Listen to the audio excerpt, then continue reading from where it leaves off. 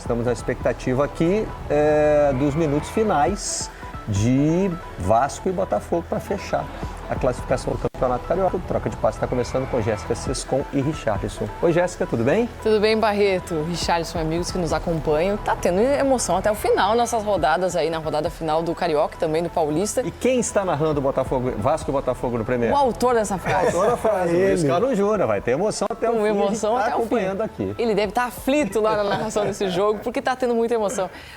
E no Carioca, aí sim, aí a gente tá vendo os gigantes sofrendo bastante. Eu sempre falo que esse período do Campeonato Estadual, ele não deve servir de parâmetro quando a equipe tem muito sucesso no estadual. Não significa que se a equipe foi bem no estadual, ao longo do ano ela vai então ganhar tudo, ou vai jogar um excelente futebol. Mas quando ela vai mal, eu acho que serve como ponto de atenção. Especialmente em cima do Botafogo, que a gente está esperando a conclusão da partida, mas nesse momento fora da zona de classificação da Taça Rio. Aí eu acho que existe uma necessidade de uma análise, de uma autocrítica bastante profunda aí nesse planejamento do Botafogo. Mais do que o resultado, um time que não está conseguindo jogar bem. Com o resultado de 1-0 para o Vasco em São Januário, o jogo ainda em andamento, o Botafogo termina em 9º lugar. Não vai disputar nem a Taça Rio. Quer dizer, a piada que o próprio torcedor fazia, né? Rumo ao tri da Taça Rio, porque nas duas últimas temporadas... Não vai pedir música no Fantástico. Isso. Não disputar as semifinais do Campeonato Carioca não pesou na temporada do clube. Tem gente que acha que até ajudou, né? Se é isso, o Botafogo tem agora uma... Se tudo continuar como está, aí acabou, hein? Acabou em São Januário. Vasco 1, Botafogo 0, então... confirmadas as semifinais do Campeonato Carioca, com o Flamengo enfrentando o Vasco e o Volta Redonda enfrentando o Fluminense. Fala, Richarlison. Boa noite, Barreto, Jéssica, a todos que nos assistem. Acabou, né? E o Botafogo agora vai ter tempo para recalcular o planejamento. Se tinha um planejamento pensando em deixar as coisas acontecer para tentar, né, como o próprio John Terry falou, em abril, começar realmente o ano, agora dá para começar um pouquinho mais cedo, né? Eu estou falando isso meio que ironicamente, porque para mim o Botafogo está com um planejamento atrasadíssimo. E isso é o reflexo que está acontecendo dentro de campo. Alguns torcedores ainda estão vivendo do ano passado. Que legal, foi um ano mágico para o Botafogo. Mas não se faz futebol assim. Quanto menos profissionalismo ou menos planejamento, menos resultado você tem. E foi o que o Botafogo demonstrou até agora. Um planejamento atrasado, sem treinador, os próprios jogadores reclamando dessa troca de treinadores absurda, sai um, entra outro, com característica diferente. O próprio Caçapa, no jogo passado, entrou com 3 volantes, o Leiria nunca tinha jogado dessa forma, enfim. Então, assim, agora para o pessoal do Botafogo, e aqui eu não estou dizendo que o Botafogo não possa fazer um ano incrível como foi do ano passado, longe disso. Até porque o ano passado aconteceu a mesma coisa, só jogou a Taça Rio, teve a pré-Libertadores, classificou, passou para a Libertadores e ganhou o que ganhou, e foi mágico. Mas, na minha humilde opinião, o futebol não se faz assim. O que a gente vê até agora, né, Richard? Isso aqui o Botafogo não começou bem. É isso. Vamos lá, além da eliminação, né? Dessa eliminação, inclusive da Taça Rio. Sim. O Botafogo teve troca de interino, né? Teve várias entrevistas com o treinador, chegou a anunciar um treinador para descobrir na reta final, na hora lá de fazer a diligência, que ele não tinha licença. Os jogadores ameaçaram fazer greve, né? Não necessariamente fazer greve, mas não se apresentar para o primeiro dia de treinos. Quer dizer, perdeu um título da forma que perdeu para o rival. Já perdeu. O rival da forma que foi. Perdeu o título, jogando você pode perder. Mal. Mas jogando Saiu bem mal. atrás na disputa do outro título que nessa temporada. Até agora nada encaixou nesse começo de temporada. Mas como você disse, isso não é garantia de que vai dar tudo errado o resto do ano. Só não começou bem. Barreto, assim, o meu pensamento é de um ex-atleta que jogou 20 anos de futebol. E todas as vezes que houve um planejamento dentro da equipe que eu estava, dificilmente a gente não colheu fruto nesse ano. É isso o meu pensamento. Alguns torcedores do Botafogo ficam chateados, porque o Richard é gestor do quê? Não sou gestor de nada, eu estou falando como ex-atleta. De quem viveu ali, dentro e fora das 4 linhas, sabe o que é um planejamento. A diferença que faz. Agora, se vai dar certo ou não o planejamento, aí é durante a temporada. Mas você começar como o Botafogo está começando, é muito preocupante, na minha opinião. Naquela brincadeira que eu faço de que jornalista tem que tentar prever o passado, mesmo assim com medo com risco de errar, né? O passado recente do Botafogo, ou seja, esses primeiros meses do ano, né, não está legal. Isso a gente sabe. Bom, E no Campeonato Carioca teve emoção até o fim, né? No mínimo teve tensão até o fim. E foi o Luiz Carlos Júnior que comandou, como a gente disse aqui, a transmissão no Premier de Vasco e Botafogo, jogo que classificou o Vasco para as semifinais e eliminou o Botafogo até da Taça Rio. Com você, Luiz. Alô, Barreto, alô, Jéssica, fala aí, Richarlison. Estamos aqui em São Januário, estou com o Roger e com o Lédio. Trouxemos no primeiro as emoções de Vasco 0 para o Botafogo. Vasco classificado para as semifinais, o quarto colocado no primeiro turno, na Taça Guanabara, do Campeonato Carioca, na fase de classificação. E o Botafogo em nono, fora da Taça Rio, Lédio. Exatamente, Luiz. Boa noite, amigos. Não foi um grande jogo, como até agora não foi um grande ano nem para Vasco, nem para Botafogo. Tudo bem que a gente só está no fim de fevereiro, mas o jogo ficou abaixo. O Vasco venceu, o Vasco lutou muito, teve muita bravura. Acho que foi melhor que o Botafogo no primeiro tempo. Segundo tempo, o Botafogo equilibrou, mas faltou lucidez ao Botafogo mais uma vez. O Botafogo jogou 13 jogos no ano e já perdeu 8. É a hora de despertar. Esse é o lance do pênalti que vai decidir o jogo. Verratti faz o gol do jogo e eu me lembro o seguinte, Roger, no primeiro tempo, teve uma hora que o Led falou uma coisa legal do jogo, você falou, olha, você tá vendo o lado cheio do copo. O Led, como sempre, é mais generoso. Sempre generoso. Primeiro, deixa eu dar uma boa noite para a rapaziada lá do Troca.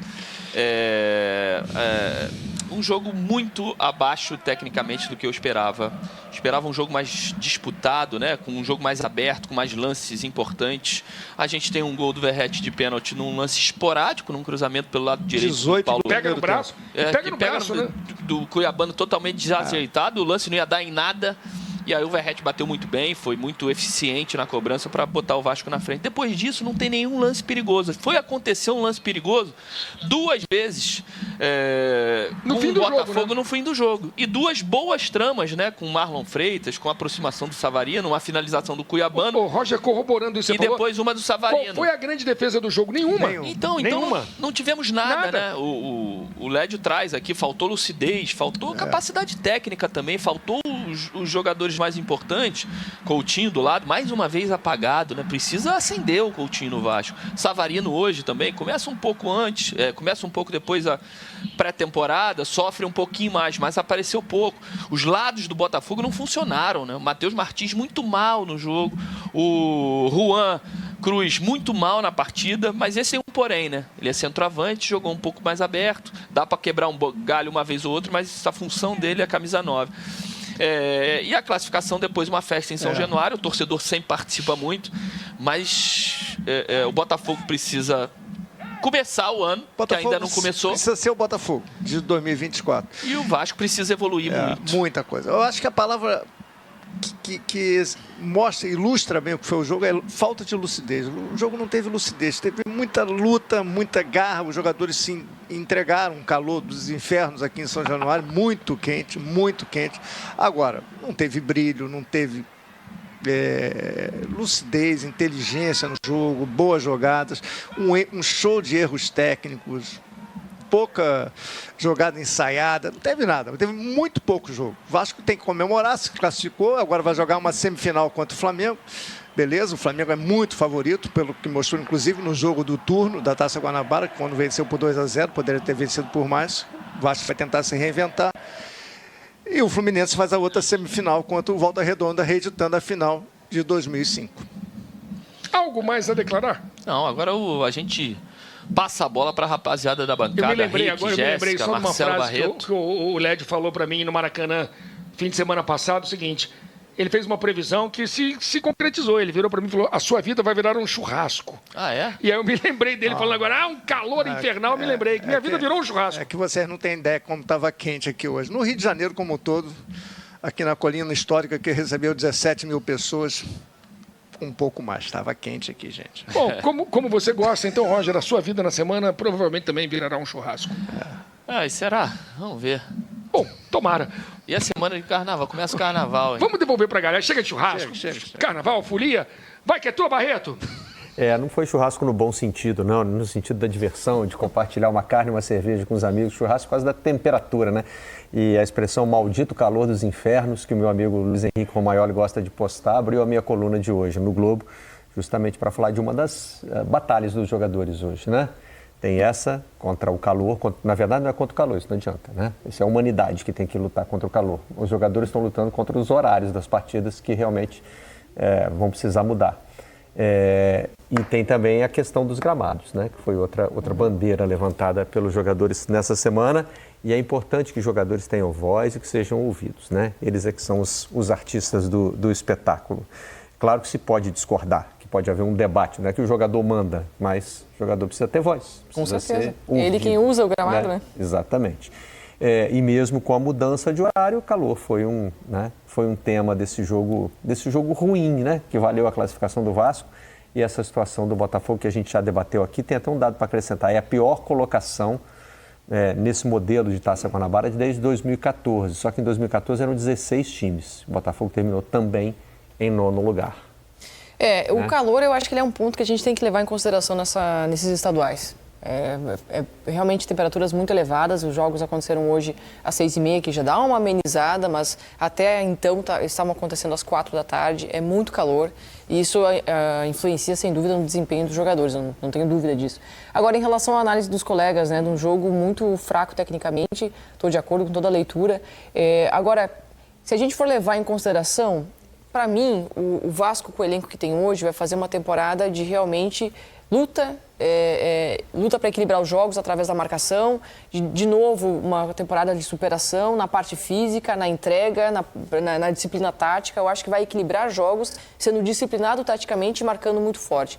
Por outro lado, o Botafogo, que já fez jogos muito bonitos no ano passado, né, dono do melhor futebol do país por grande tempo no ano passado e no ano retrasado, esse ano perdeu seus 2 jogadores mais técnicos que tinha na equipe, Almada e Luiz Henrique. Temos quem? Savarino ali, que é uma referência técnica no time do Botafogo hoje. O Botafogo está indo ao mercado, tentando trazer outros jogadores, né, que possam agregar nisso também. Mas o restante da equipe tem como característica força e velocidade. Ele foi construído para isso, para ter arrancada forte, para conseguir fazer aquela retomada na partida, um time objetivo, um time letal. Esse é o Botafogo. A característica desse elenco é força e velocidade. E aí, no ano passado, o John Textor juntou uma graninha e trouxe 2 ou 3 referências técnicas para esses caras conseguirem dar o toque final na equipe. Deu muito certo, foi a fórmula do sucesso. Hoje, sem esses jogadores, o Botafogo sofre para fazer um jogo de troca de passe, de triangulação, de bom domínio, de deixar o companheiro na cara do gol. Aquele jogo com valor técnico, o Botafogo tem perdido. E vai perdendo mais ainda porque ele está uma oscilação tática. É um time que vai perdendo confiança, que está com um treinador interino, que não sabe exatamente qual é a característica do jogo, de qual vai ser o treinador que vai chegar. Por enquanto vai seguindo as ordens do treinador que está no comando do Botafogo. É complicado para o atleta também. E eu acho que toda essa questão coletiva vai se perdendo aos pouquinhos. Nossa Tasha está me corrigindo, tá? Não é só nesse modelo que a colocação do Botafogo é a pior, não. É em toda a história do campeonato estadual.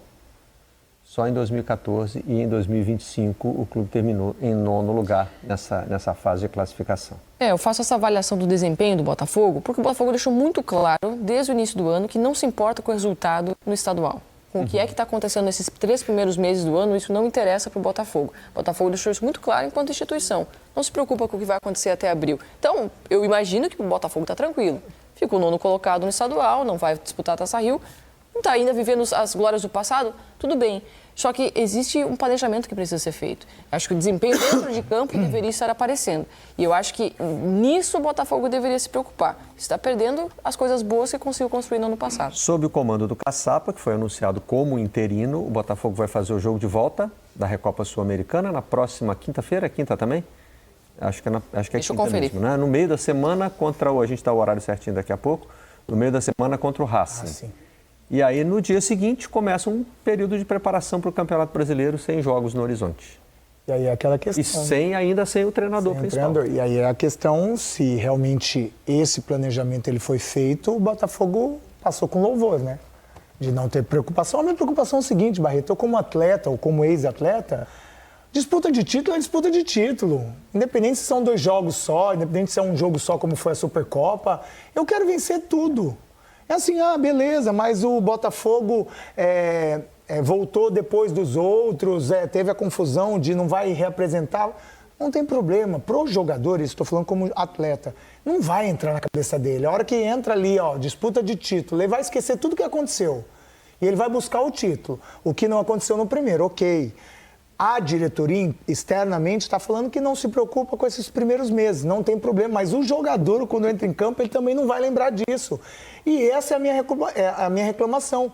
É que os jogadores do Botafogo, no meu modo de ver, eu estou sentindo eles agoniados, angustiados com essa situação de não ter um planejamento, de não ter um treinador, dessas trocas de treinadores, vai esse aqui, volta aquele, com característica diferente, daqui a pouco é um interino, não sabe se é interino, não sabe se o Caçapa vai ficar, não vai ter mais... Enfim, isso para o jogador, aí sim, complica a cabeça dele. Porque, de repente, Barreto, vou dar um exemplo, assim, é um achismo. O Matheus Martins, que não está vivendo um grande momento, que chegou no Botafogo, viveu um grande momento, agora não está vivendo mais. Mas, de repente, chega um outro treinador que não vai utilizar ele mais nunca mais. Ele não sabe o futuro dele.